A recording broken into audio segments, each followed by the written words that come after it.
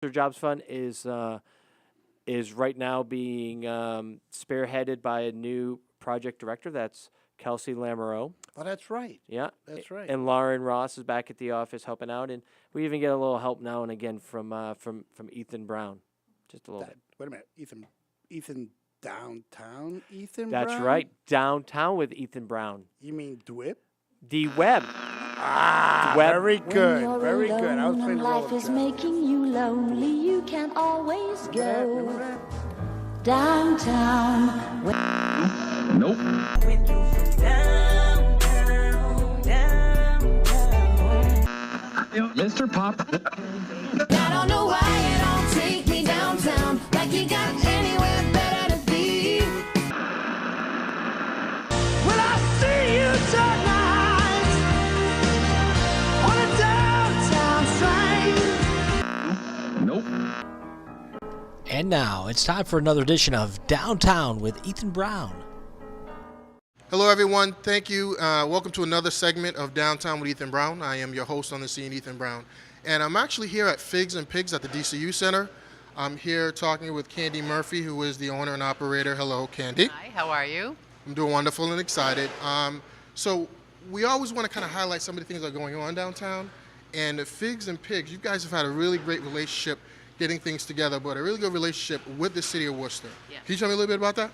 Sure. I've been looking in earnest to try and find a location in downtown Worcester to open a cafe, and I was working with a local realtor, and that led us to a property, which led us to working with the Economic Development Office. Started out with Edgar Lunar, but then moved up to Peter Dunn and to Paul Morano, and they all got involved in my business plan, and they were really supportive. They helped me find resources that I was able to utilize to build out my business plan and make it actually even more robust. They were able to hook me up with different financing options to be able to come up with the capital to open a place. It was at every step of the juncture, I couldn't have asked them to be more helpful. They ended up directing me to Paula Camara over at Clark University, the Office of Small Business, and they were amazing in terms of providing me with resources to help me build out my pro forma, my P&L, all of that stuff, which would have taken me countless hours if I would have been able to figure out all the macros and formulas and the spreadsheets, which is not my forte. I like to cook, so that was really helpful as well. And then when it came down to working with some of the landowners and the people downtown, they were really helpful in hooking me up with different resources in the city. So in certain places, I had to figure out whether or not I was going to be able to use gas, or I was going to have to go electric, or how the plumbing was going to work, or what the requirements of the city were going to be. And they were able to get me in touch with the right resources in each one of the city departments and get meetings set up, and in a very timely manner. So it was very helpful. That's awesome. It's really good that you're able to have those resources. You had said in a minute, how some things are really not your forte, but cooking is. For me, there's a lot of things that's not my forte, but eating is. It's very similar. We have a great relationship then. That's what I'll say. Very similar to what you do. Why did you choose Worcester? So my husband and I downsized. We raised our kids in Northborough and Southborough, and then when we decided to sell the big house, we decided to buy a townhouse. We found a great property in Worcester. It's right on a pond. It's absolutely beautiful, and decided to just settle in Worcester. And so I knew that I wanted to work and live in the same community, because a previous experience I had was on the Cape, and it was great. It was beautiful. And my daughter and I rented a house in Truro for the summer and ran the restaurant, and it was a wonderful experience. But it was too far away from my support group, too far away from my family, too far away from my friends. So I knew that when we bought the place in Worcester, I was going to find that's where I wanted to open a cafe. That's really exciting, really cool. So now, but this is not your first go-around. You mentioned you have run other businesses before. Tell me a little bit about your background. So, I guess you could call me an entrepreneurial spirit. I, ran some businesses, was in restaurants prior to when my kids were small. Then I went into corporate America. I had a really successful career in the high-tech industry. I was an executive in high-tech. And then about 5 years ago, I was just like, you know what? I need to start doing what I want to do versus what I should do. So I stepped out. My daughter approached me and said, hey, Mom, I should have listened to you in high school, and I want to go back to school and become a chef. And I'm like, hey, would you like me to do it with you? Wouldn't that be great? And she said yes, fortunately, and we did it together, and went to the Cambridge School of Culinary Arts in Cambridge. Super place. Once we finished there, that's when we did the restaurant on the Cape, which was a great opportunity to sort of figure out whether or not running a restaurant was what I wanted to do. It's a great experience, and obviously it led me to believe that, yeah, that's what I wanted to do. Different concept, though. That was fine dining. This is not. This is a quick service restaurant. This is, a lot different. And even the style of food's different. Like here, I believe in, I personally believe in eating seasonally. Really? And if it's not in season, then you either cure it or preserve it or you don't serve it. Wow. So that's how I feel about food. We need to find something that's in season all year round.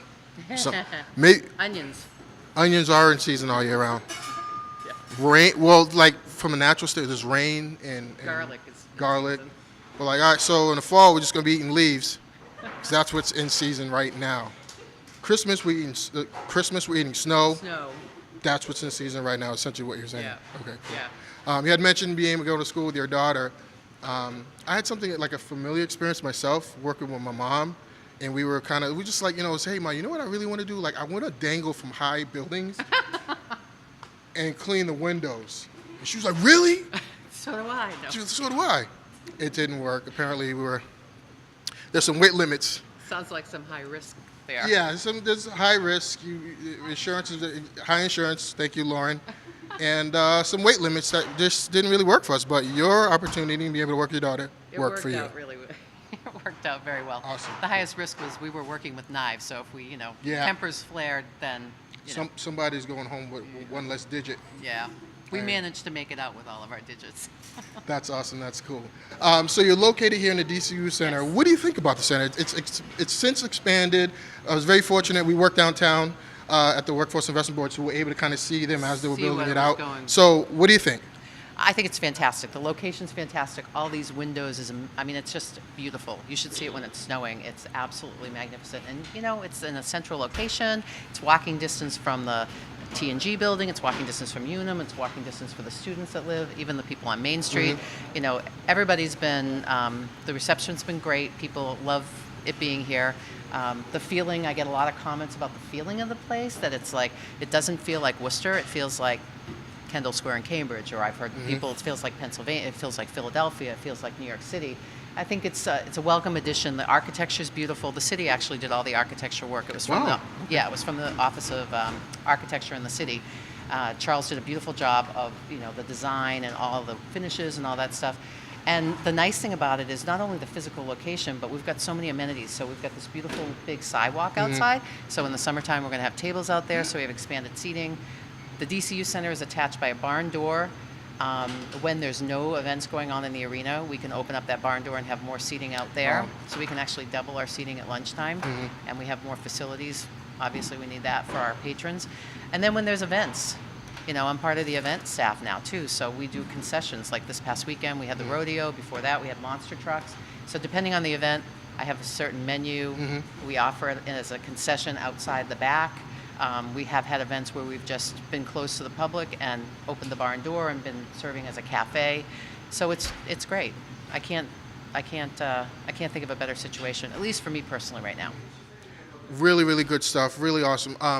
What are your hours here? So we're open to the public Monday through Saturday, 10 to 7. And probably the last thing I'll ask you is the food itself. I mean, what type of stuff do you do? What are some of your favorite? So before you answer that though, I heard through the grapevine, that you did some food testing here we as did. well. Oh, we Tell me about that first, and then we'll talk about the actual We food. did. So when I first started here, obviously this kitchen wasn't built out, so I needed kitchen space. So they were generous enough upstairs to let me use the kitchen upstairs in the DCU Center. And I had to test all my recipes and make sure everything works, the way I expected it to work, the flavors worked, all that good stuff. So I actually used the DCU employees as my guinea pigs. So I would make all the sandwiches, so everything on the menu board was prepped and tested. And then I would bring it downstairs and I would have them taste test and use them as my guinea pigs. Awesome. They liked it. You said they did like it. They did. There could be people who didn't, but sounds like everyone did. Yeah, pretty much. Okay. And some of the things that you have on the menu. Talk about your food. So my food is, I like to cook from the ground up, so I like cooking seasonal foods, so things that are seasonal. Obviously, I like pork because my name depicts pork. I like figs too. I like fresh. The fig sort of represents the freshness of my food and the seasonality of my food, where the pig kind of represents the sustainability and the usability. The pig is like one of the most versatile animals. It's affordable, it's sustainable. So You can ride, like if they're big enough, you could probably ride one. you could probably ride one if it was big enough. I don't know if it would like you riding it, but anyways. But the food is great. So I have options for everybody. I have a really great mushroom madness sandwich. So if you're not into meat, it's caramelized mushrooms with shallots, fig jam griddled with Gruyere cheese. We also have, if you're a pork lover, we've got the ultimate pig, which is my porchetta. So you take a pork butt, you splay it open, you put lots of herbs, lots of garlic, pancetta, and then you roll it up and wrap it in bacon. So it's pork on pork on pork. And then I slice it thin. We heat it, put some provolone cheese, serve it over an apple fennel slaw with a lemon aioli on a Wow. ciabatta roll. Yeah. Wow. Sounds like you have really a lot of homemade stuff. Everything is scratch. Everything's Okay. made from scratch. So if we don't make it ourselves, we use a local partner. So for instance, our breads are made by Neshoba Brook Bakery in West Concord. Okay. So another small business? Another small business. Our coffee is roasted at Northampton to order by Indigo Coffee, small batch roaster out there. So yeah, Awesome. Well, I want to say thank you so much for taking the time well, thank you. to kind of sit and talk with us about what you do here. I'm going to send it back to you guys. Take it easy. Okay, he sent it back over to us, and we are back live here at the studio. You are listening to The Working Lunch. This is all things workforce development and then some. We give you a little, we give you like a dash of other stuff, No, we are a versatile program, diversified program. a diversified.